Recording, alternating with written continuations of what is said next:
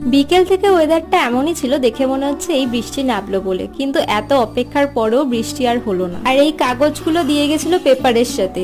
তো আমি ভাবছিলাম কি করা যায়, তো দেখো সেই বাচ্চা বেলাকার মতন আমি এখানে নৌকো বানিয়েছি, এরম একটা খাম বানিয়েছি, এগুলো ছোটবেলায় খুব বানাতাম জানো তো।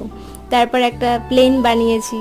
তো আমি কিছু ভাবো হাতে, সেটাকে নিয়ে চুপচাপ বসে থাকবো, এটা তো হয় না, তাই কিছু না কিছু আমাকে করতেই হয়। তো একজন তোমাদের কিছু বলতে চাই, তো তোমরা নিজে কানেই শুনে নাও কি বলছে। আমি শ্রীষিকা পাল, কেমন আছো সবাই?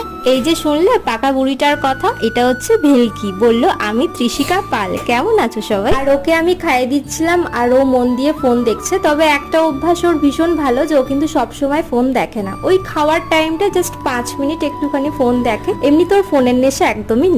তারপর আমার মিন্ত্রা থেকে 2টো পার্সেল চলে এলো। আরো এরকম নতুন ব্লগ দেখার জন্য অবশ্যই আমার চ্যানেলটি সাবস্ক্রাইব করে রেখো। টাটা।